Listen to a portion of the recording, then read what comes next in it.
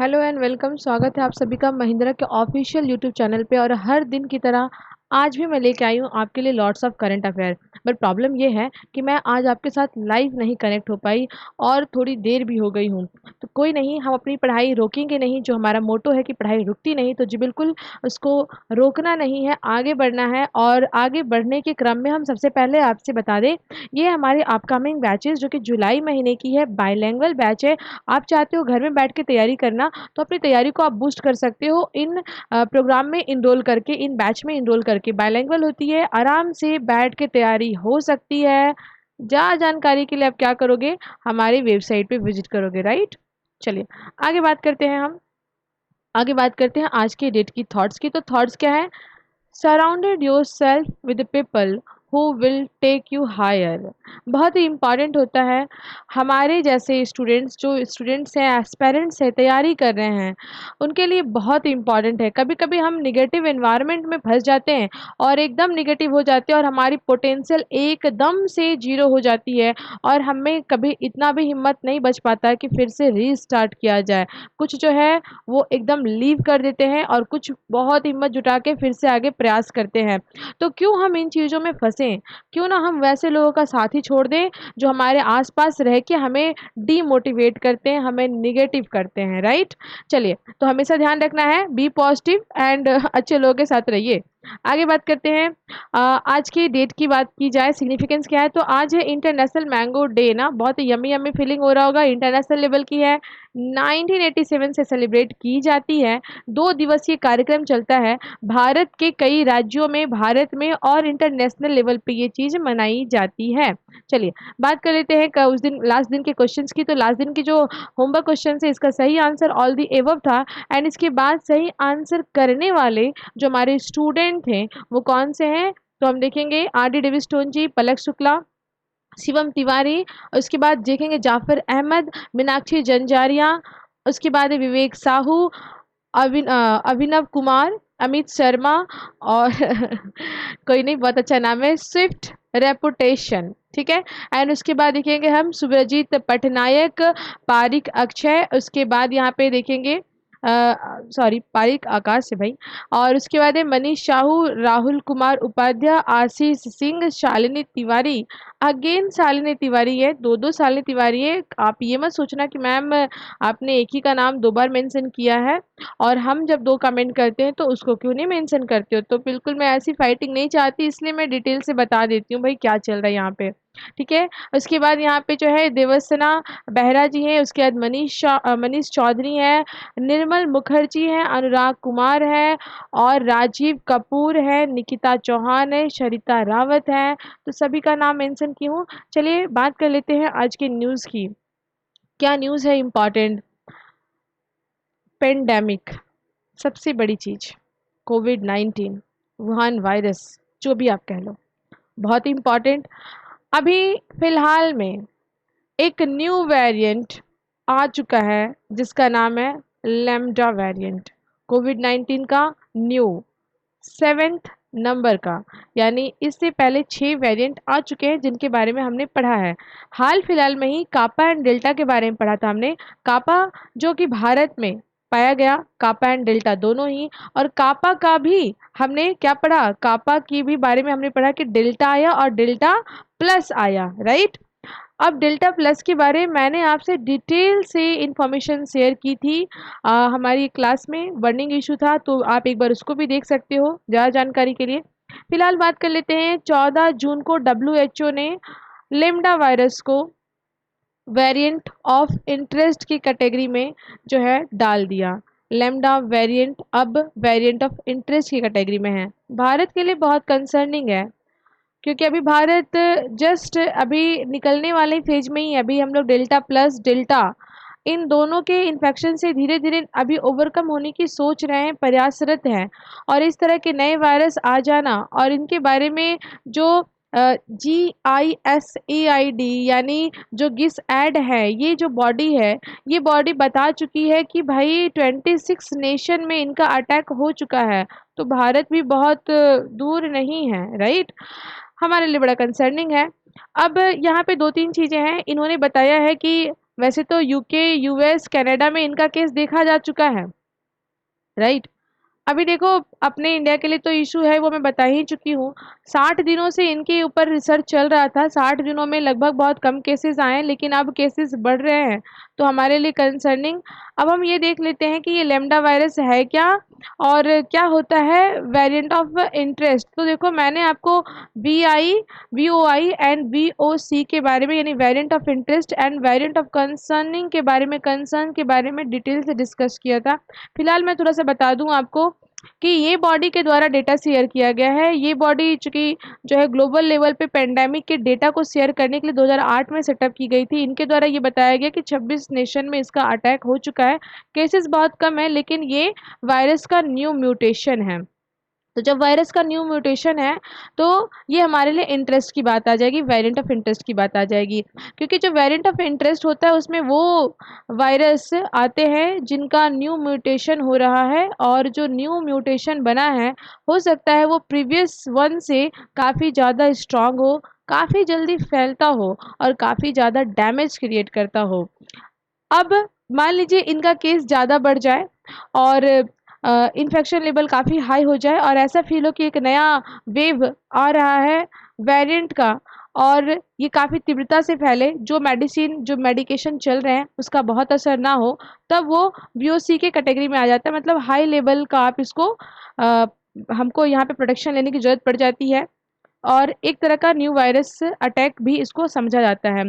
Scientific name की बात करें तो C37 के नाम से ये विख्यात है, याद रखेंगे। इससे पहले डेल्टा प्लस को हमने क्या बताया था, आप मुझे बताओगे कि डेल्टा प्लस का नाम क्या था। वैसे मैं हिंट कर देती हूँ, ए से कुछ था, ए डॉट समथिंग कुछ, ये आप मुझे बताओगे, मैं हिंट कर दी हूँ। चलिए आगे बात करते हैं। यहाँ पे उसी आर्टिकल को एज यूजुअल मैं हिंदी में यहाँ पे मेंशन की, एक बार पढ़ लीजिएगा।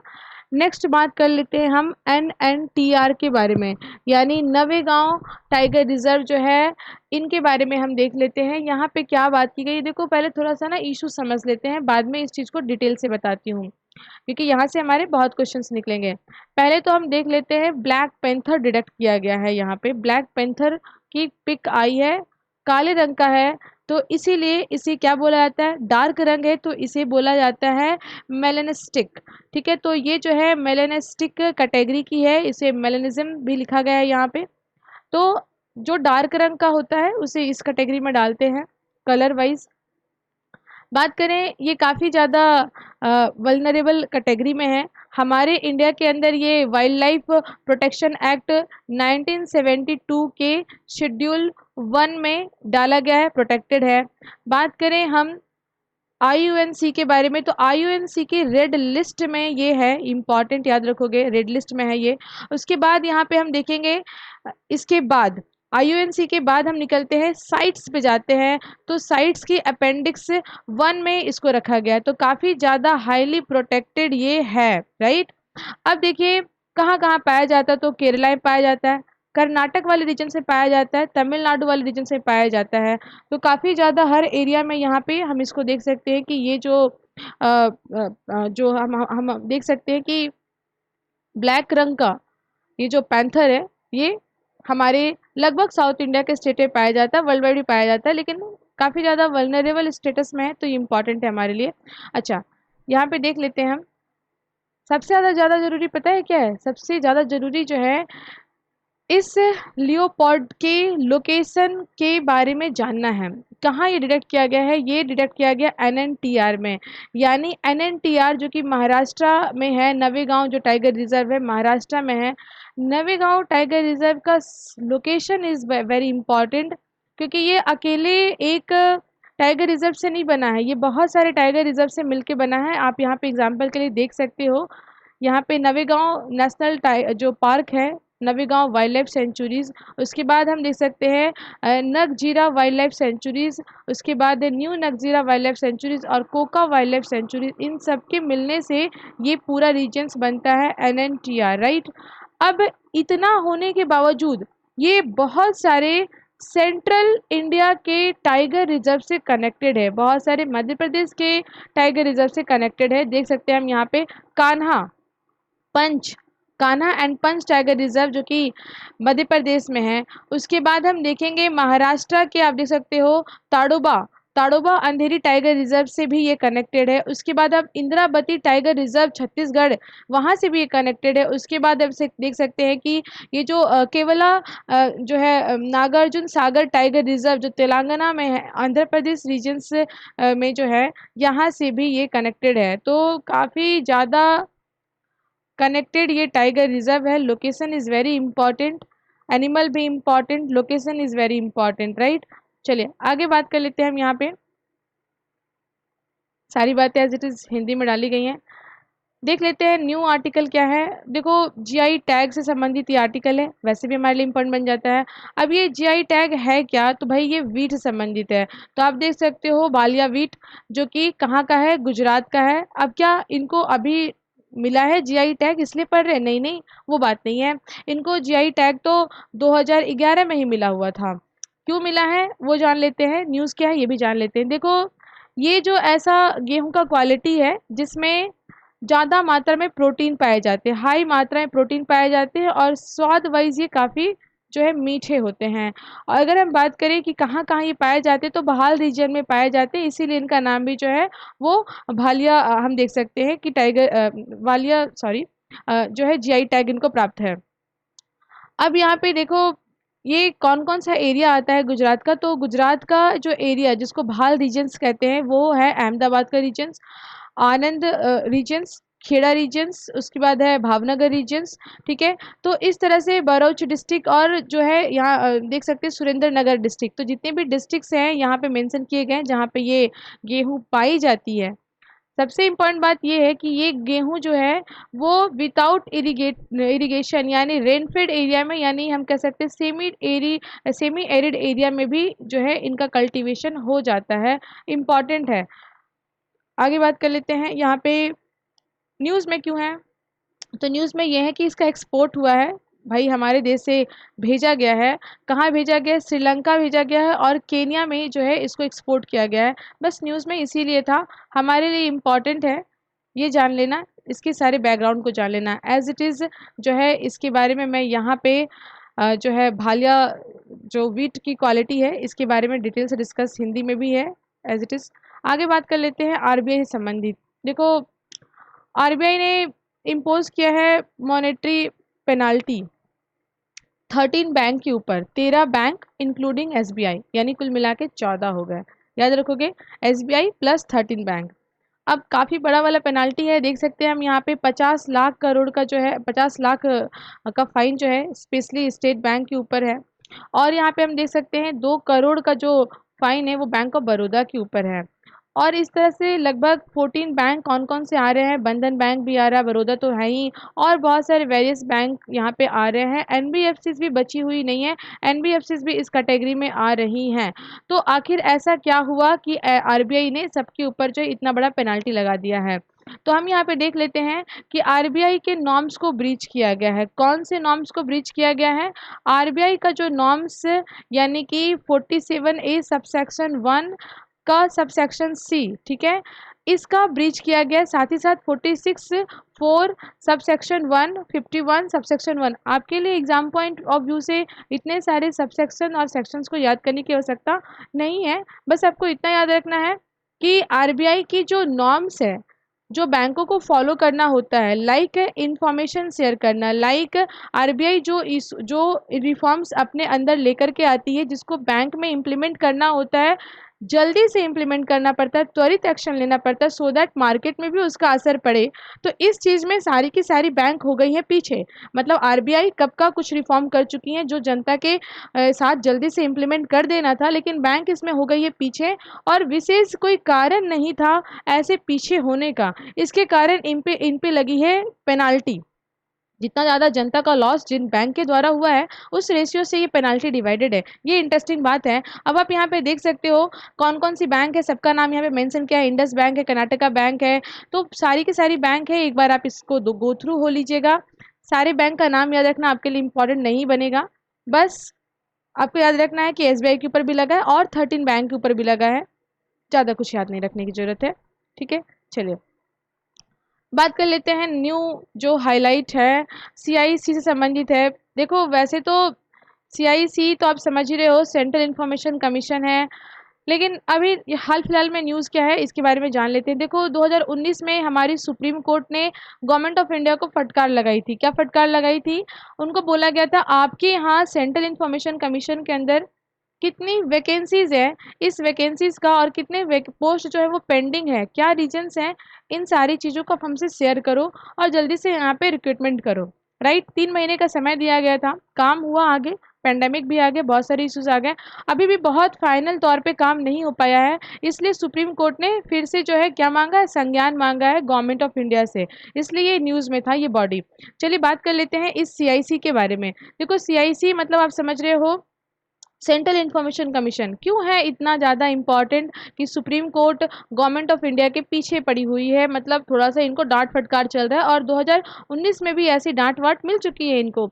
तो उसके पीछे कारण ये है कि सेंट्रल इंफॉर्मेशन कमीशन हमारे यहाँ कब सेटअप हुई भाई? राइट टू इन्फॉर्मेशन, हमें एक अधिकार प्राप्त है राइट टू इन्फॉर्मेशन, ठीक है, जो कि 2005 के बिल से प्राप्त है। 2005 में हमारी सेंट्रल गवर्नमेंट ने हमें सूचना का अधिकार दिया था।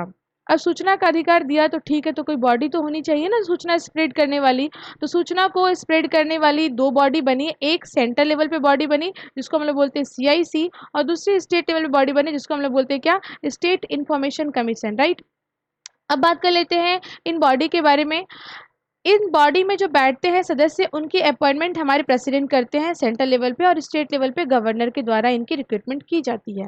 बात कर लेते हैं कंपोजिशन की। तो आप इतना समझिए कि सीआईसी के अंदर बताया गया है कि एक चेयरपर्सन होंगे और 10 से अधिक सदस्य नहीं होंगे। एक चेयरपर्सन होंगे और 10 से अधिक सदस्य यहाँ पे नहीं हो सकते, मतलब 10 तो होने चाहिए या 10 से कम भी चलेगा। फिलहाल में अगर बात करें भारत के अंदर तो 6 जो है, मतलब सीआईसी के चेयरपर्सन और एक्स्ट्रा 6 मेंबर है, यानी कुल मिलाकर सदस्यों की संख्या कितनी है? 7 है, 11 से अधिक नहीं हो सकते। तो क्या इनके पीछे का कारण है वैकेंसी है, पेंडिंग पेंडिंग है, क्यों है, यही जानकारी देनी थी किसको? सेंट्रल गवर्नमेंट को। चलिए बात कर लेते हैं आगे।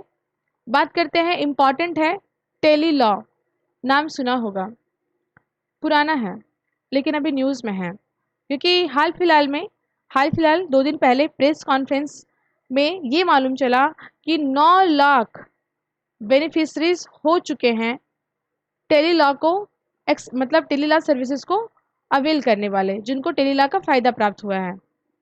अब ये एक माइलस्टोन भाई टिक किया गया है, एक तरह का हम कह सकते हैं बहुत बड़ा अचीवमेंट है। 9 लाख आबादी टेली लॉ का फ़ायदा उठा रही है, अच्छी बात है। लेकिन समझ तो ले ये टेली लॉ है क्या? चुनौती तो हमारे सामने ये है। तो चलो थोड़ा सा बताती हूँ आपको। ये जो टेली लॉ है ये 2017 में हमारी सेंट्रल गवर्नमेंट के द्वारा लॉन्च किया गया था। बात करें तो मीटी यानी हमारी जो ministry of electronics and information technology है, ये इसके लिए रिस्पॉन्सिबल है। तो क्या ये अकेले काम करती है? नहीं। आगे बात करते हैं।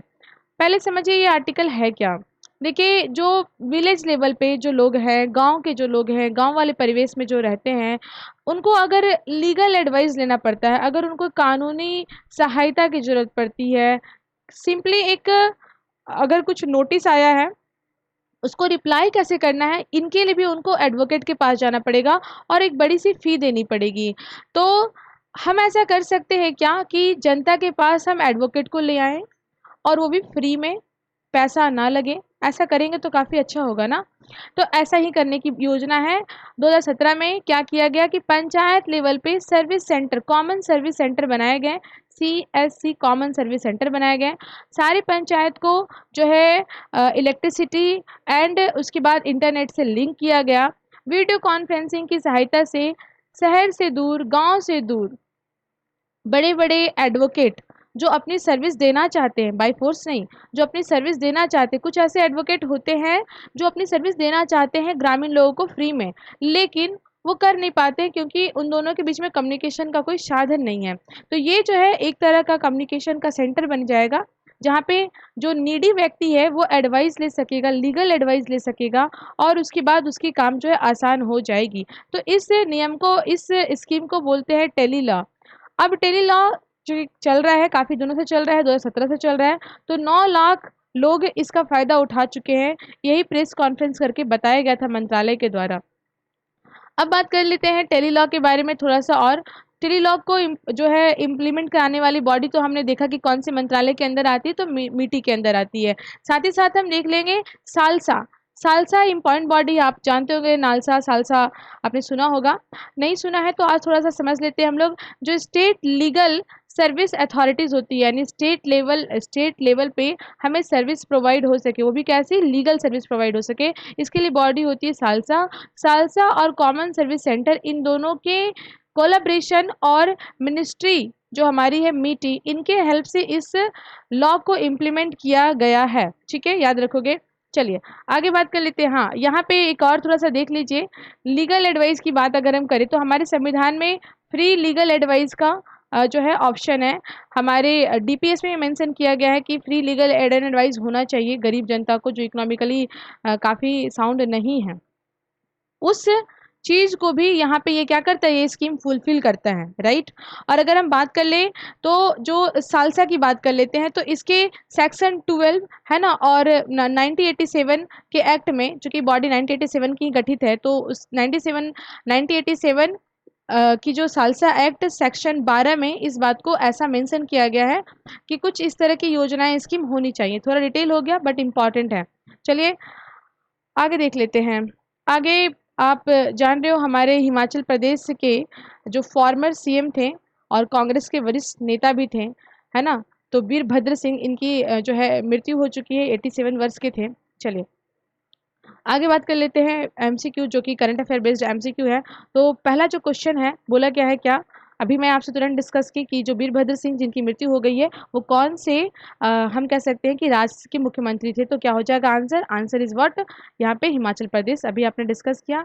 चलो अभी देख लेते हैं second question, who among the following has took over the charge of food processing ministries. तो आपको बताना है फूड प्रोसेसिंग मिनिस्ट्री का चार्ज किसने ग्रहण किया है। तो ऑप्शन यहाँ पे आपके सामने है, तो जी बिल्कुल आप यहाँ पे देख सकते हो। सेकंड नंबर क्वेश्चन का आंसर क्या हो जाएगा? सेकंड नंबर क्वेश्चन का आंसर हो जाएगा, आप देख सकते हो, पशुपति कुमार पारस। थोड़ा डिटेल से डिस्कस कर लेते हैं एक्सप्लेनेशन को यहाँ पे। देखिए पशुपति कुमार पारस जो है, ये तो फूड एंड प्रोसेसिंग मिनिस्ट्री में हो गए, और ये जो है रामविलास पासवान, जिनके भी हाल फिलहाल में मृत्यु हुई, इनके ये क्या थे, ब्रदर थे। अच्छा अब यहाँ पे हम बात कर लेते हैं, यहाँ पे आप, अच्छा इनकी यहाँ पे बताया गया है कि ये कौन से पार्टी से है, तो लोक जनशक्ति पार्टी, ये याद रखोगे आप। चलिए अब यहाँ पे देखते हैं जो सेकंड ऑप्शन ज्योति आदित्य सिंधिया, जिनके बारे में था, ज्योति आदित्य सिंधिया, तो इनके बारे में देखो, ये सिविल एविएशन एक्सक्यूज मी मंत्रालय इनके अंदर है, एक्सक्यूज मी। उसके बाद रामचंद्र प्रसाद सिंह, इनके अंदर स्टील मंत्रालय है। उसके बाद अश्विनी, हम देख सकते हैं कि जो है वैष्णव, इनके अंदर जो है रेलवे कम्युनिकेशन एंड इलेक्ट्रॉनिक्स मंत्रालय, इंफॉर्मेशन एंड टेक्नोलॉजी। और किरण रिजिजू के पास जो क्या है, यहाँ पे देख सकते हैं, पहले तो इनके पास गेम एंड स्पोर्ट था, अभी लॉ एंड जस्टिस है, राइट। चलिए बात कर लेते हैं third number question. Third number question में क्या है, यहाँ पे बोला गया है, who among the following has took over the charge of the governor of Jharkhand. बस छोटा सा सवाल है, तो आंसर क्या हो जाएगा? Option number 1। डिटेल से देख लेते हैं। यहाँ पे झारखंड के बने हैं रमेश बैस जी, झारखंड के गवर्नर। उसके बाद हम देख सकते हैं जो सेकंड नंबर ऑप्शन था अपना, ठीक है, तो बंधु दैत्य, ये कहाँ के बने हैं? आप देख सकते हो कि यहाँ पे आप इनके बारे में अगर देखोगे तो ये हरियाणा की पॉलिटिक्स से संबंधित है, हरियाणा की राजनीति से संबंधित है। और इसके बाद हम यहाँ पे देख लेते हैं, ये हरियाणा के ही बने हैं वैसे तो। और हम देख लेते हैं इनके बारे में, राजेंद्र जी के बारे में देख लेते हैं, तो ये हिमाचल प्रदेश के गवर्नर बने हैं।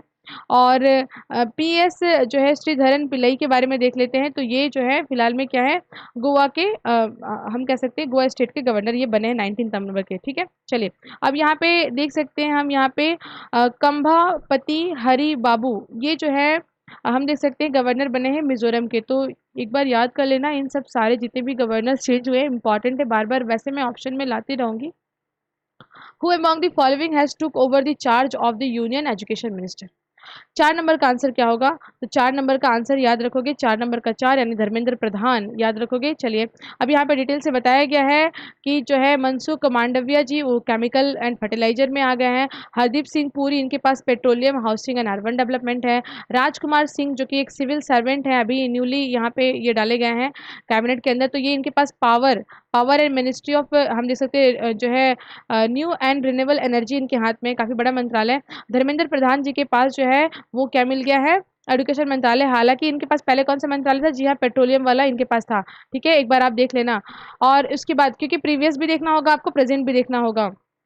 उसके बाद हम देख लेते हैं यहाँ पे जो न्यूज़ है वो तो मैं आपको जो आंसर है वो तो मैं आपको बता ही दी हूँ, तो ये एक बार गो थ्रू हो जाइएगा। 5 नंबर क्वेश्चन है, यहाँ पे देख सकते हैं when the death anniversary of Swami Vivekananda is observe. तो स्वामी विवेकानंद का जो है हम कह सकते हैं कि पुण्य तिथि कब मनाई जाती है? 5 नंबर का आंसर क्या होगा? तो 5 नंबर का आंसर 5 यानी 4 जुलाई याद रखोगे। विवेकानंद जी के बारे में डिटेल से डिस्कशन कभी कोई और आर्टिकल आएगा तो डिस्कस करेंगे, वैसे अभी MCQ के रूप में सिर्फ इतना ही याद रखें।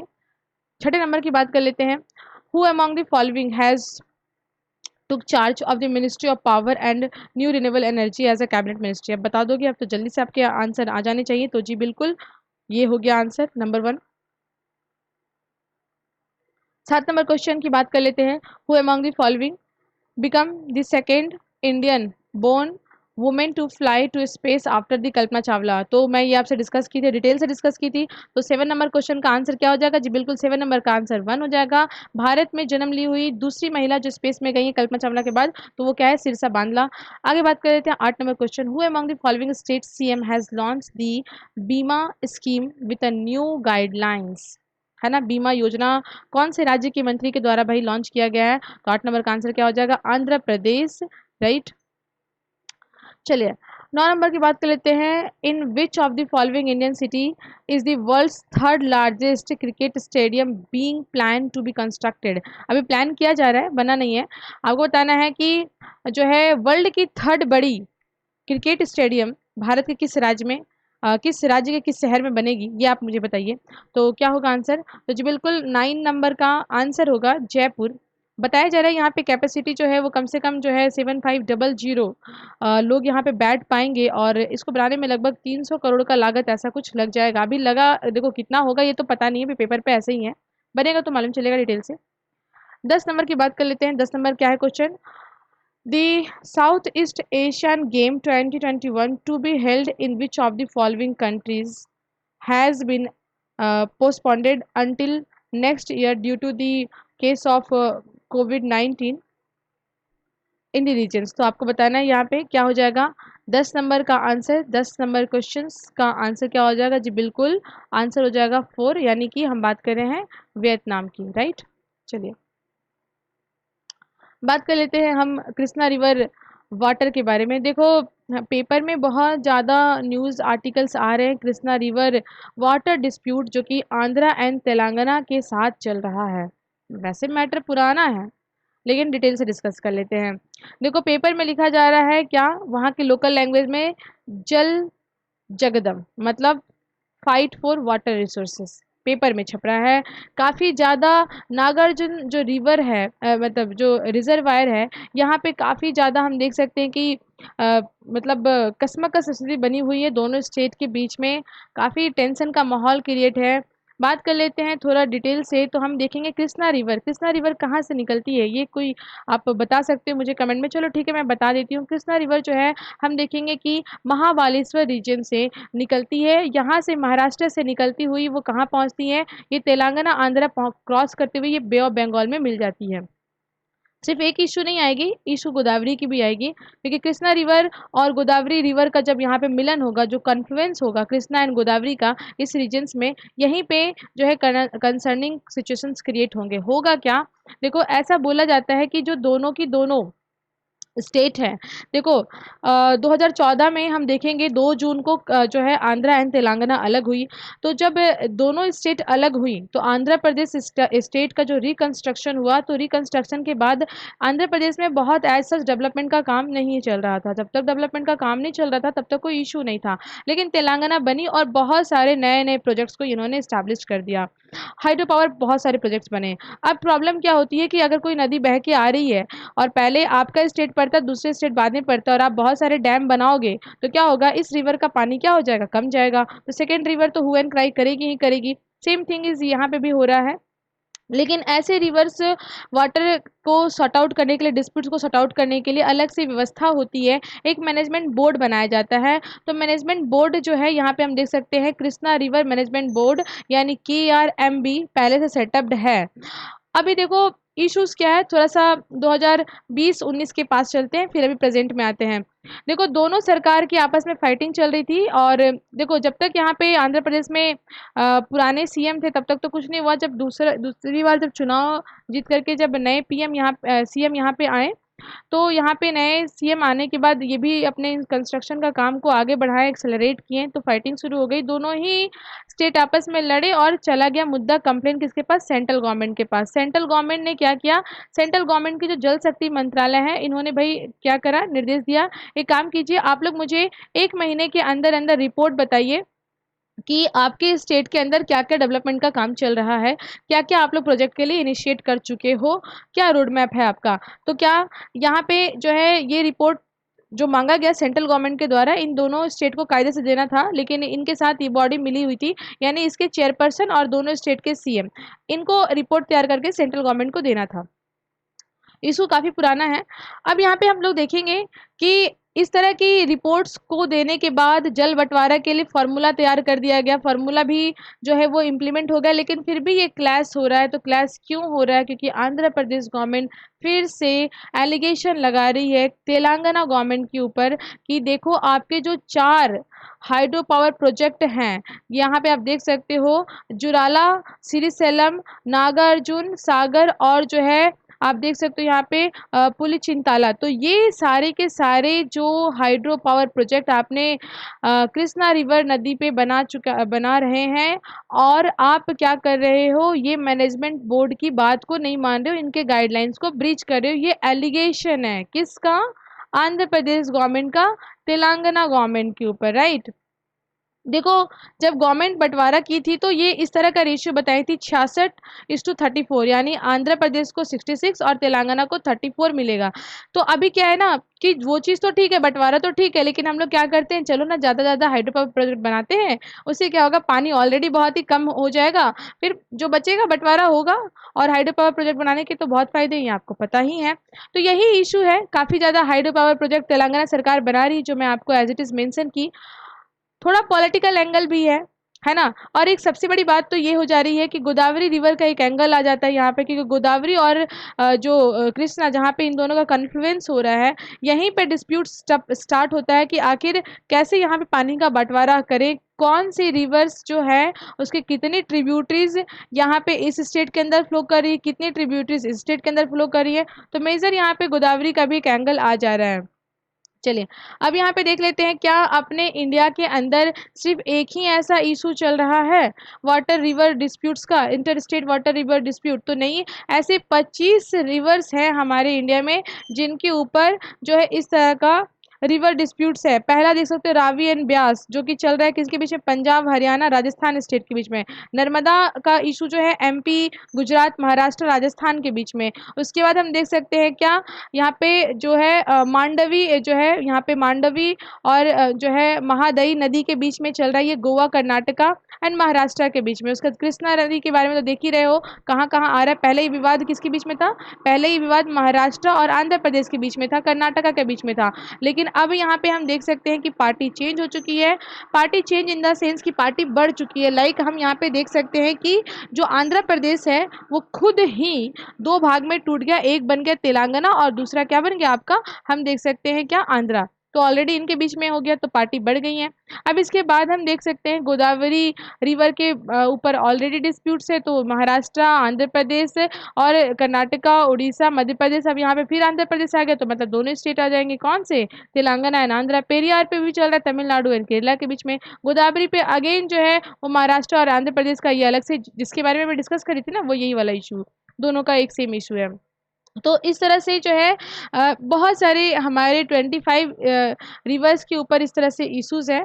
अब इस तरह के इश्यूज़ को सॉर्ट आउट कैसे किया जा सकता है? तो इस तरह के इश्यू को सॉर्ट आउट करने के लिए भाई कोऑर्डिनेशन की बहुत ज़रूरत पड़ती है और सेंटर और स्टेट के बीच में जो है वो अच्छा सा नेगोशिएट हो सके और कुछ रिज़ल्ट निकल सके। तो इसके लिए एक अलग से बॉडी बननी है हमारे यहाँ, जिसको हम लोग बोलते हैं ISWDs, यानी inter state river water disputes. तो इंटर रिवर वाटर डिस्प्यूट्स को सॉल्व करने के लिए ये बॉडी हमारे यहाँ काम करती है। बात कर लेते हैं, तो ये बॉडी जो है आप देख सकते हो, inter state river water disputes act है हमारे यहाँ। इस एक्ट के तहत ये इंटर रिवर वाटर डिस्प्यूट्स को रिजॉल्व करने के लिए जो बॉडी बनी है, कॉन्स्टिट्यूशनल स्टेटस प्राप्त है बॉडी को।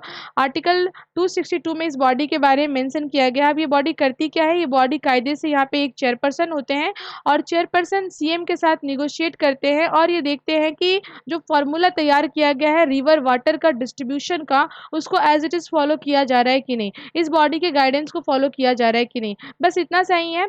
तो अभी ये एलिगेशन यही लगा है आंध्र प्रदेश के द्वारा कि जो मैनेजमेंट बॉडी है, कृष्णा रिवर को जो मैनेज करने के लिए जो अथॉरिटी बनी हुई है, इसके गाइडेंस को फॉलो नहीं किया जा रहा है तेलंगाना के ऊपर। और तेलंगाना एक से एक हाइड्रो पावर प्रोजेक्ट का एस्टैब्लिशमेंट कर रही है। उससे क्या हो रहा है कि रिवर वाटर जो है शॉर्टेज पड़ रहा है, पानी कम पड़ रहा है। इवन जो खरीफ फसल की जो हम कह सकते हैं कि इरिगेशन के लिए पानी की ज़रूरत पड़ती है आंध्र प्रदेश के किसानों को, वो उनको अवेलेबल नहीं हो पा रहा है। लेकिन इलेक्ट्रिसिटी प्रोड्यूस करने के कारण वो भी क्या, हाइड्रो पावर प्रोजेक्ट के तहत बहुत सारे पानी जो है वो बर्बाद हो रहे हैं और बे ऑफ बंगाल में मिल रहे हैं। यही इश्यूज है, राइट। चलिए, ये क्वेश्चंस का आंसर है, करंट अफेयर क्वेश्चंस का आंसर। एंड इसके बाद ये आपका आज का एमसीक्यू जो आपको होमवर्क के तौर पे मुझे कमेंट में बताना है। और ये है आपका मॉक टेस्ट, जिसमें आप अपने आप को इनरोल कर सकते हो, बायलैंग्वेज है। घर बैठे तैयारी करने के लिए मॉक टेस्ट देना बहुत ही इंपॉर्टेंट होता है UP triple S C PET के लिए। चलिए, और हमारे साथ बने रहने के लिए सभी को बहुत बहुत थैंक यू। और अगर आपको अच्छा लगा होगा तो क्या कर सकते हो, अच्छा लगा होगा इन द सेंस आपने इंजॉय किया होगा, तो लाइक शेयर एंड कमेंट कर सकते हो। और हमारे साथ डेली जुड़ने के लिए, जो कि 6:30 बजे, आज मैं लेट हो गई हूँ, मैं बता रही हूँ आपको, तो 6:30 बजे हम आपसे डेली मिलते हैं। तो ये जानकारी आपको कैसे मिलेगी, उसके लिए आपको चैनल को करना पड़ेगा सब्सक्राइब। तो चैनल को ज़रूर सब्सक्राइब कर लीजिएगा बेल आइकन दबा के। चलिए, अब हम बात कर लेते हैं नेक्स्ट वो क्या है। मेरे साथ जुड़े रहने के लिए बहुत बहुत धन्यवाद। Thank you to all.